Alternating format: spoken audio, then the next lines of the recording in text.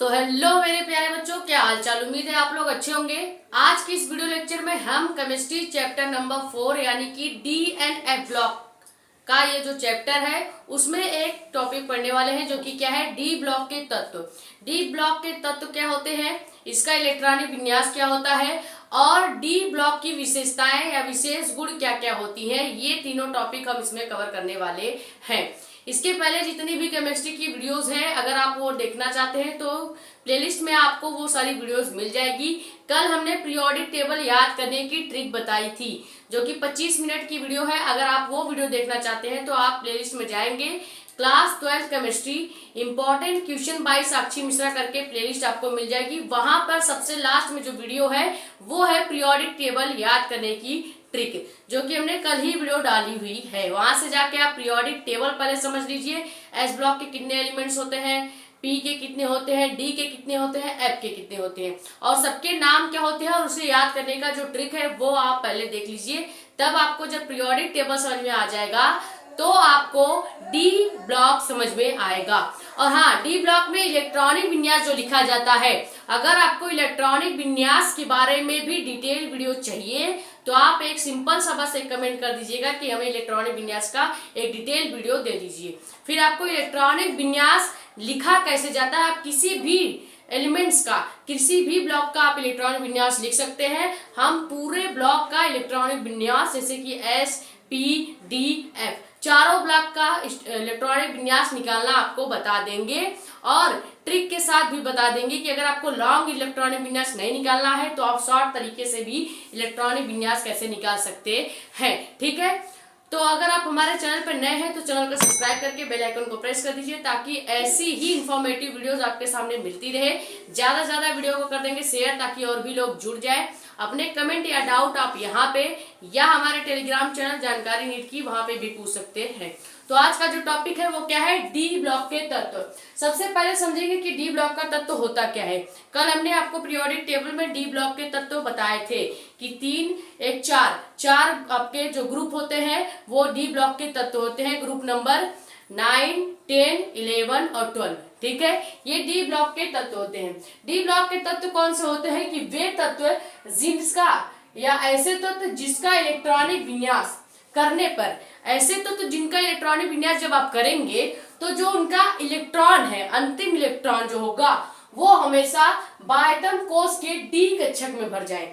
यानी कि जैसे ये इसका इलेक्ट्रॉनिक विन्यास क्या है, डी ब्लॉक का जो इलेक्ट्रॉनिक विन्यास होता है वो होता है n-1 डी 1 to 10।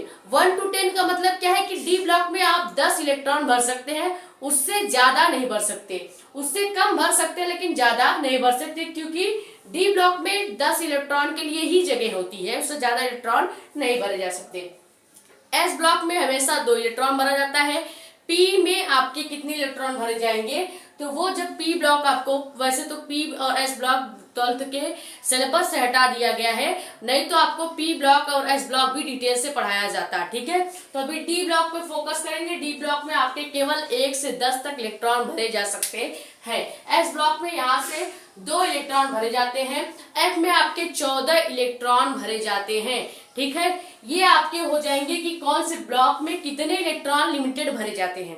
ठीक है, अब देखेंगे कि जो डी ब्लॉक के तत्व का डिफिनीशन क्या है कि ऐसे तत्व जिनका जो इलेक्ट्रॉनिक विन्यास जब हम निकालेंगे, इस तरह से इलेक्ट्रॉनिक विन्यास निकाला जाता है। अभी हम 2-3 एग्जांपल करके आपको बताएंगे कि इलेक्ट्रॉनिक विन्यास कैसे निकाला जाता है। लेकिन वो तो इलेक्ट्रॉनिक विन्यास निकालना हम डायरेक्ट आपको बता देंगे, आपको समझ में तो आएगा नहीं। लेकिन अगर आपको डिटेल्ड इलेक्ट्रॉनिक विन्यास का वीडियो चाहिए कि कैसे किसी भी एलिमेंट्स का, चाहे एस पी डी किसी भी ब्लॉक का हो, उसका अगर हमें इलेक्ट्रॉनिक विन्यास निकालना हो तो हम कैसे निकालेंगे, वो आपको एक डिटेल्ड वीडियो दे दी जाएगी अगर आप कमेंट करेंगे तब। ठीक है, तो ऐसे तत्व जिसका इलेक्ट्रॉनिक विन्यास करने पर अंतिम जो इलेक्ट्रॉन होगा, आखिरी जो इलेक्ट्रॉन होगा वो डी कोश में प्रवेश कर जाए, चाहे वो एक ही इलेक्ट्रॉन हो, बस डी कोश में प्रवेश कर जाए, तो ऐसे हम तत्व को क्या कहेंगे, डी ब्लॉक का तत्व। अगर वो एस तक पहुंच जाता है तो एस ब्लॉक का तत्व, पी में पहुंच जाएगा पी ब्लॉक का तत्व, डी में पहुंच जाएगा तो डी ब्लॉक का तत्व। ऐसे ही होता है कि जब इलेक्ट्रॉनिक विन्यास किया जाए किसी एलिमेंट का, उसका जो आखिरी इलेक्ट्रॉन होगा वो जिस उपकोष में, जिस बाह्यतम उपकोष के कक्षक में प्रवेश कर जाएगा उसे ही क्या कहेंगे, उस उपकोष का इलेक्ट्रॉन कहा जाएगा, या उस तत्व का या उस ब्लॉक का एलिमेंट कहा जाएगा। ठीक है, अब डी ब्लॉक को ही संक्रमण तत्व क्यों कहा जाता है, ये एक छोटा सा क्वेश्चन बन सकता है कि डी ब्लॉक को ही संक्रमण तत्व क्यों कहा जाता है। तो उसका रीजन है, जैसे कि डी ब्लॉक जो होता है पीरियोडिक टेबल में आप देखे होंगे, पहले इधर एस ग्रुप होता है, फिर इधर पी ग्रुप, और बीच में आपका क्या होता है, डी ब्लॉक होता है। यानी कि उसको एस और पी ब्लॉक ने जकड़ के, या कह सकते हैं संक्रमित करके रखा हुआ है। तो इसका रीजन यही है, इसी कारण से आपके डी ब्लॉक को संक्रमण तत्व कहा जाता है। रीजन क्या है कि डी ब्लॉक के तत्व एस तथा पी ब्लॉक के बीच में, एस ब्लॉक इधर साइड और पी ब्लॉक इधर साइड, एस और पी के बीच में आपका डी ब्लॉक आता है। इसी कारण डी ब्लॉक के तत्वों को संक्रमण तत्व भी कहा जाता है। ठीक है, ये आपका एक छोटा सा नोटिस पॉइंट में आप यहाँ पे नोट कर सकते हैं। अब देखेंगे बहुत ही इंपॉर्टेंट टॉपिक, जो कि क्या है कि संक्रमण तत्व का इलेक्ट्रॉनिक विन्यास कैसे निकाला जाता है। तो संक्रमण तत्व का इलेक्ट्रॉनिक विन्यास क्या होता है, n-1, n क्या है, नंबर ऑफ इलेक्ट्रॉन। ठीक है, n-1, d में आप 1 to 10 इलेक्ट्रॉन लगभग भर सकते हैं, n into S, S block में आप 2 इलेक्ट्रॉन लगभग भर सकते हैं। ये इलेक्ट्रॉनिक विन्यास आपको निकालना आना चाहिए। ये इलेक्ट्रॉनिक विन्यास जब आपको याद होगा तभी आप डी ब्लॉक के लिए इलेक्ट्रॉनिक विन्यास निकाल सकते हैं। अब जैसे कुछ हम एग्जांपल ले लेते हैं, जैसे कि डी ब्लॉक के कुछ एलिमेंट्स ले लेते हैं। सबसे पहले डी ब्लॉक का जो एलिमेंट होगा वो है आपका स्कैंडियम। मान लीजिए कि हमने ले लिया क्या, स्कैंडियम, जिसका इलेक्ट्रॉनिक विन्यास या जिसका सबसे पहले तो परमाणु क्रमांक क्या होगा, 21। स्कैंडियम आपका क्या हो जाएगा, 21 Sc। अब अगर हम इसका इलेक्ट्रॉनिक विन्यास निकालेंगे तो कैसे निकालेंगे, इलेक्ट्रॉनिक विन्यास बेसिक ऐसे निकाला जाता है, जो एकदम शुरू से जो निकाला जाता है वो होता है 1s2 2s2 2p6 ऐसे करके। और अगर आप ट्रिक से निकालेंगे तो डायरेक्ट आप जेनॉन आर्गन इस तरह से करके निकालेंगे। ठीक है, तो हम बेसिक वाला आपको निकाल के बता देते हैं कि 21Sc यानी स्कैंडियम, जिसका परमाणु क्रमांक 21 है, इसका इलेक्ट्रॉनिक विन्यास कैसे निकलेगा, इसी में हम निकालेंगे। तो हो जाएगा क्या, 1s2 2s2 2p6 3s2 3p6।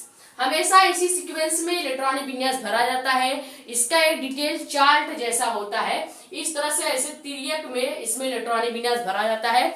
उसका एक सीक्वेंस होता है, वो आपको याद करना होता है। ठीक है, जैसे यहाँ पे 1s2 2s2 2p6 3s2 3p6, इस तरह से इसका एक सीक्वेंस होगा जिसे आपको लर्न करना होगा। ठीक है, आप 1-2 बार प्रैक्टिस जब करेंगे सभी ब्लॉक में इलेक्ट्रॉनिक विन्यास भरने का, तो आपको ये आ जाएगा। ठीक है, जैसे इसका क्या हो जाएगा, हमें कितने इलेक्ट्रॉन भरना है, 1s2 यानी s में हमने 2 इलेक्ट्रॉन भर दिया, फिर 2s2 दूसरे s ब्लॉक जो है उसमें भी 2 इलेक्ट्रॉन भर दिया। p में 6 इलेक्ट्रॉन से ज्यादा नहीं भरा जा सकता, तो p ब्लॉक में हमने 6 इलेक्ट्रॉन भर दिया। फिर 3s2 आएगा, क्योंकि 2s हो गया, अब फिर से 2x s आप नहीं दोहरा सकते, अब आप 3s लिखेंगे, 3s2, फिर 3p6, फिर उसके बाद क्या हो जाएगा 3d1 और आपका 4s2।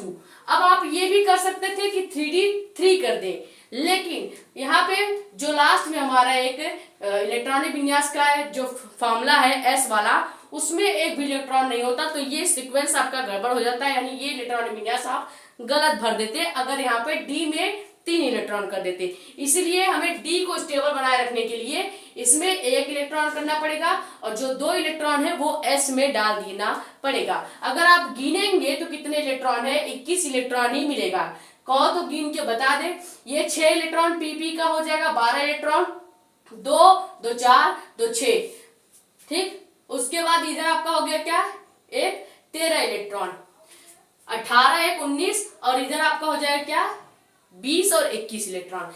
ये देखा जाए तो स्कैंडियम में हमने पूरा 21 इलेक्ट्रॉन भर दिया है, और इसका जो इलेक्ट्रॉनिक विन्यास हो गया वो क्या हो गया, 1s2 2s2 2p6 3s2 3p6 3d1 और 4s2।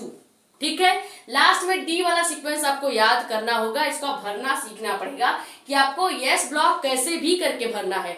आप चाहे तो डी को पहले मत भरिए, पहले एस को ही भर दीजिए, क्योंकि जब जो बचा हुआ इलेक्ट्रॉन होगा उसको अगर आप लास्ट में डी में भरेंगे तो आपका इलेक्ट्रॉनिक विन्यास गलत नहीं होगा। अगर आप यहाँ पे 3 भर देते, एस में कोई भी इलेक्ट्रॉन नहीं भरते, तो ये आपका इलेक्ट्रॉनिक विन्यास गलत हो जाता है।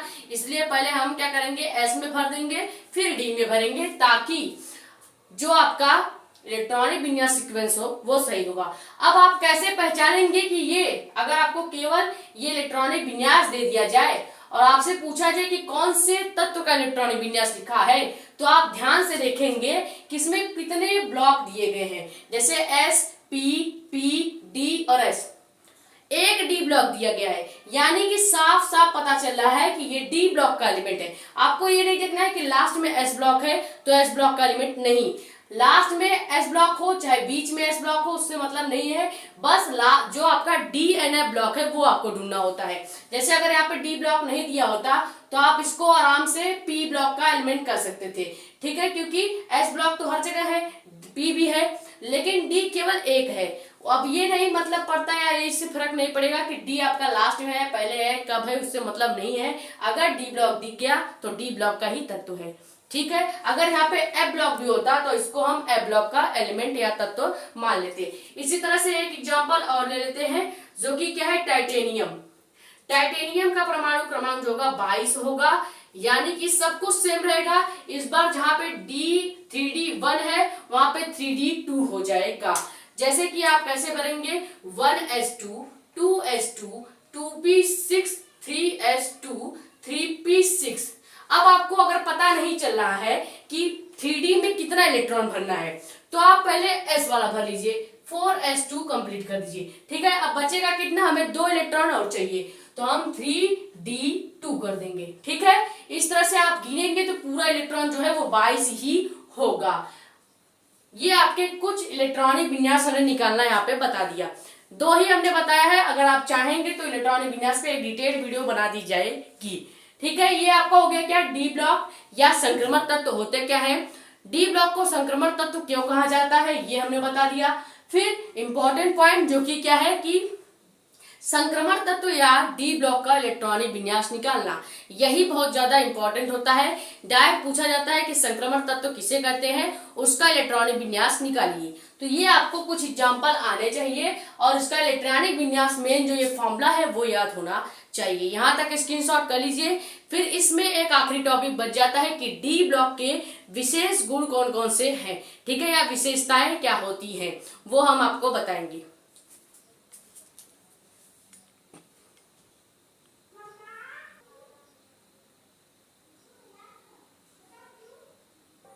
तो अब बात करते हैं डी ब्लॉक की विशेषताएं क्या क्या होती हैं, ठीक है। सबसे पहली विशेषता क्या है कि जो संक्रमण तत्व या डी ब्लॉक के एलिमेंट्स होते हैं उनका जो गलनांक होता है बहुत ही ज्यादा हाई होता है, यानी हाई गलनांक एंड हाई क्वथनांक। बॉइलिंग पॉइंट और फ्रीजिंग पॉइंट जो होता है इनका बहुत ही ज्यादा होता है। तो ये जो धातु है उनका क्या होगा, गलनांक और क्वथनांक बहुत ज्यादा होता है। सेकेंड विशेषता क्या है कि संक्रमण तत्व में धात्विक चालकता होती है, यानी ये धातु से जल्दी से क्या होता है, धातु के अंदर ये जो चालक है, धारा बहने की जो प्रक्रिया है, चालकता, वो बहुत ही ज्यादा होती है।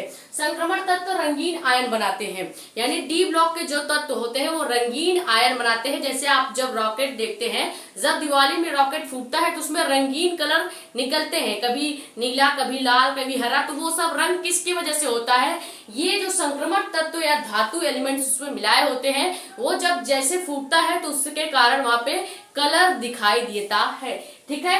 तो ये संक्रमण तत्व के जितने भी एलिमेंट्स है और जो आपका अंतर संक्रमण यानी एफ ब्लॉक के भी जितने एलिमेंट्स है, ये दोनों तत्व के एलिमेंट्स क्या करते हैं, रंगीन आयन बनाते हैं, ठीक है।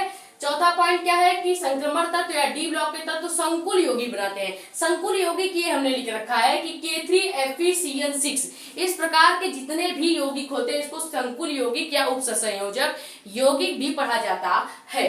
फिर क्या है कि संक्रमण तत्व में परिवर्तित ऑक्सीकरण अवस्थाएं दर्शाती हैं। यानी संक्रमण तत्व जो है इनकी ऑक्सीकरण अवस्थाएं परिवर्तित होती रहती हैं। ये इसका एक और गुण हो गया। संक्रमण तत्व जो होता है ये समानतः अनुचुंबकीय गुण दिखाते हैं। ये केवल संक्रमण तत्व ही दिखाएंगे। अनुचुंबकीय गुण कौन दिखाता है? संक्रमण तत्व ही दिखाते हैं। ये एक अच्छे उत्प्रेरक की भांति कार्य करते हैं। उत्प्रेरक आपको बताया ही गया था, जो अभिक्रिया की दर को बढ़ाता या घटाता है उसको उत्प्रेरक कहते हैं। जैसे प्लेटिनियम आपका उत्प्रेरक का कार्य करता है, और भी उत्प्रेरक है लेकिन हमने यहाँ पे एग्जांपल प्लेटिनियम का ले रखा है। तो उम्मीद है ये वीडियो आपको पसंद आई होगी। ये वीडियो जो थी वो आपके लिए हेल्पफुल भी रही होगी। डी ब्लॉक जो था हमने बहुत ही ज्यादा डिटेल में तो नहीं पढ़ाया है, पर हाँ बोर्ड लेवल का हमने पढ़ा दिया है जितना बोर्ड में पूछा जा सकता है। ठीक है, इससे ज्यादा डिटेल अगर आपको चाहिए तो आप कमेंट कर सकते हैं, और भी डिटेल में आपको पढ़ाया जा सकता है। ठीक है, लेकिन उतनी ही जानकारी आप अभी लीजिए जितना आपके बोर्ड में काम आए। तो उम्मीद है ये वीडियो आपको पसंद आई है। अगर आपको वीडियो पसंद आई होगी तो वीडियो को लाइक करके चैनल को सब्सक्राइब कर दें, ताकि ऐसी ही इंपॉर्टेंट और इन्फॉर्मेटिव वीडियोस आपके पास मिलती रहे। ज्यादा से ज्यादा वीडियो को कर देंगे शेयर, ताकि और भी लोग जुड़ जाए। अपने कमेंट या डाउट आप यहाँ पे या हमारे टेलीग्राम चैनल जानकारी नीट की वहां पे भी पूछ सकते हैं। अगर आपको टेलीग्राम चैनल नहीं मिल रहा है तो आप क्या करेंगे, कम्युनिटी पोस्ट में जाएंगे, वहां पे टेलीग्राम का या जो टेलीग्राम चैनल है उसका फोटो और लिंक हमने ऐड कर दिया है। वहां से जाके आप डायरेक्ट ज्वाइन हो सकते हैं और अपने कमेंट या डाउट डायरेक्ट हमसे पूछ सकते हैं। ठीक है, मिलते हैं किसी मजेदार टॉपिक के साथ। Thank you so much. इसको स्क्रीनशॉट कर लीजिए।